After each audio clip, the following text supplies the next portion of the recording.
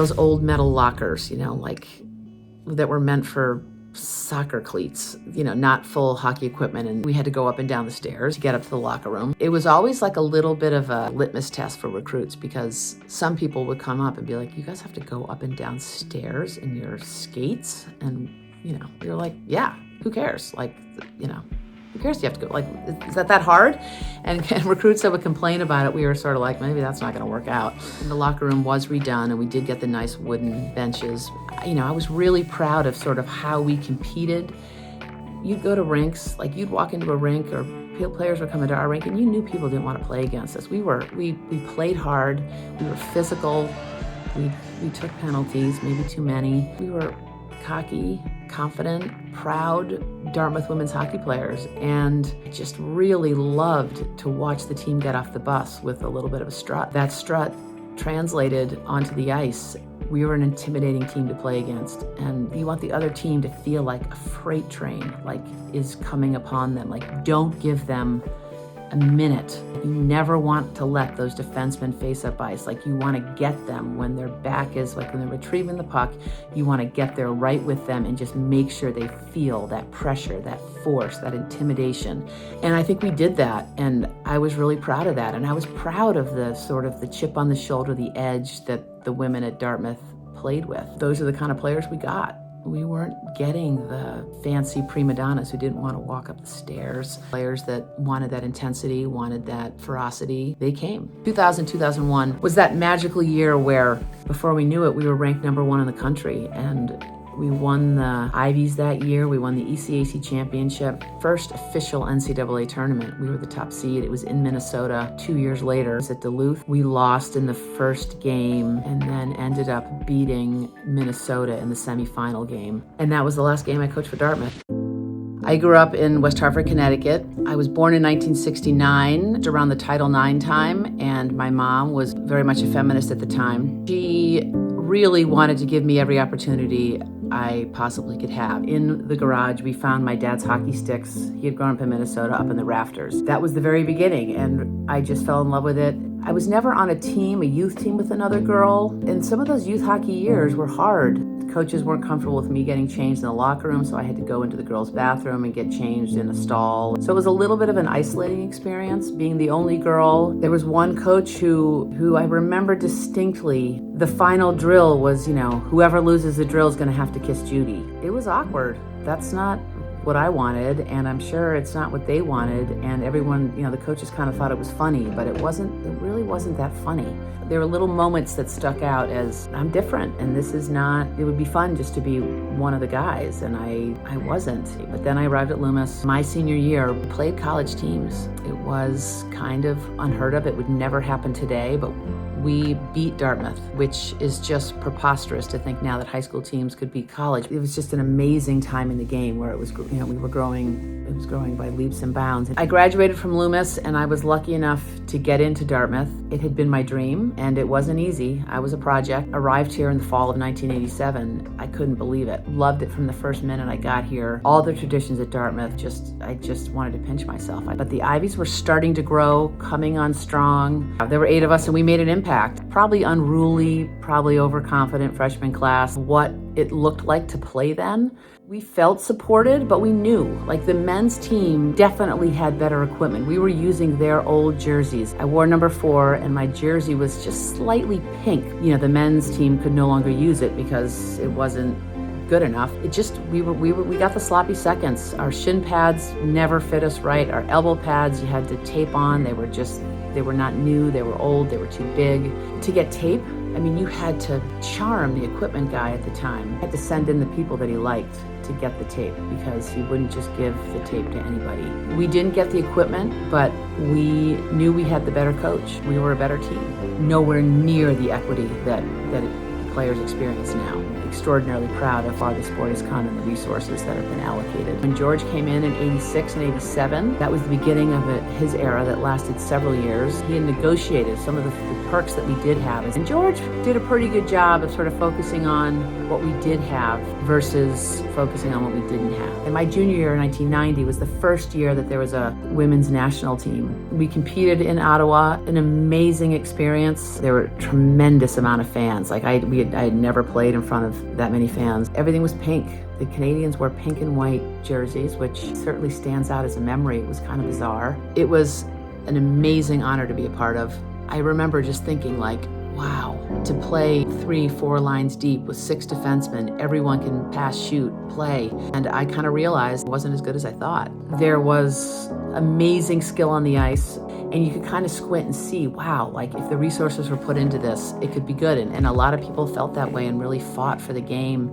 There wasn't a PWHL to look forward to. You know, it was just, you played and that was that. I got a letter from George. He said that he was looking for a new assistant coach. I jumped at it. What a thrill, like to be able to come back and coach in a program I'd loved so much. And George was an amazing coach. He knew the game so well. He allowed for mistakes. He was fiery and he kept it fun.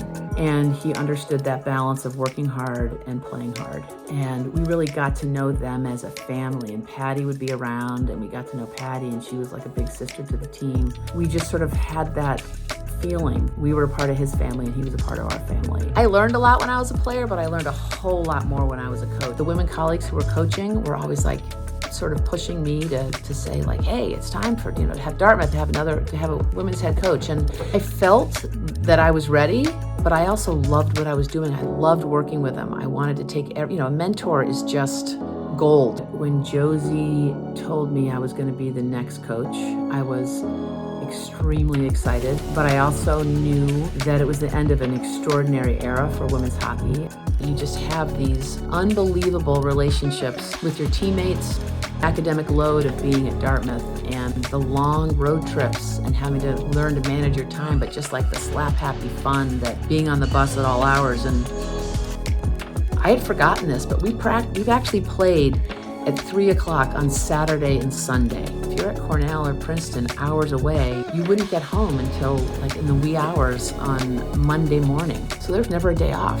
But you're in it together and you have these great friends. You imprint on each other. I mean, some of these women are my very closest friends. I'll know them for the rest of my life. And even the players I don't see as often, when I see them now, it's like no time has passed. You just can't underestimate the importance of knowing people at that formative time. And I just take such comfort in seeing those people. The success that Judy attracted can easily be found, both as a coach and as a player. All you need to do is look in the record books. To see her true success, look at the people who she coached. Ask them and they'll talk about her genuine care for them as people. Passionate, mentor, driven, leader, hero, pioneer, example, intelligent, generous, foxhole friend. They don't make hearts bigger than yours, Jude. You're one of the good ones, Jude. It is hard to understate all you have done for Dartmouth women's ice hockey. If there is somebody to celebrate in this hockey community, it is most certainly you. You were such an amazing role model and mentor. This program would not be what it is today without your commitment. You've inspired so many of us. Thank you for your passion, for your commitment, for your leadership in shaping the culture of Dartmouth women's hockey that's transcended time. I look up to her to this day. Thank you for everything, Judy. I love you.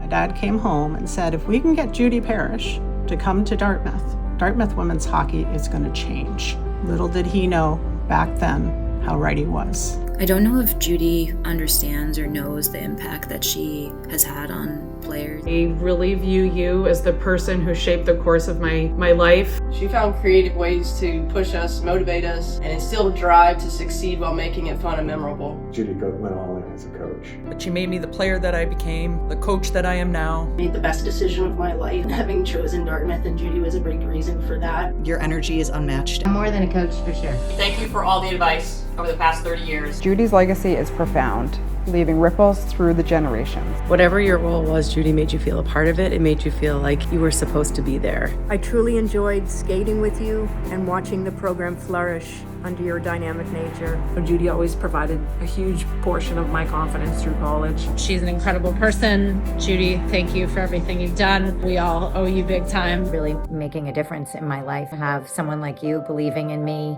She is something special, and you really are. The thing about Judy is that she was always really good about calling you on your BS. Kept me focused on the right things, and she made me not only a better hockey player, but also a better person. Thank you for everything you've done for Dartmouth women's hockey. Know that I can always call you or show up at your door no matter what. As a teammate, you were the engine and the humor.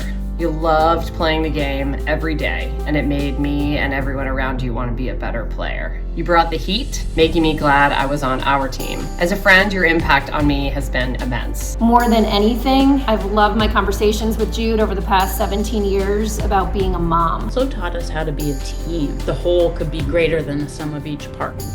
She also taught the importance of tradition and honoring those who have come before us, and that leaving a positive impact not only on the team but the college and the community is what we need to do. Bigger than ourselves, and we play for the name on the front of the jersey and not the name on the back. Being a part of Dartmouth women's hockey means that you're part of an everlasting and enduring family.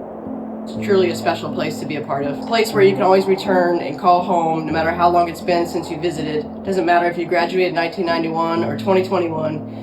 You'll always have a group of people that you can relate to, share stories with, and depend on in great times and in hard times. Judy was, in many ways, the energy that drove Dartmouth women's hockey.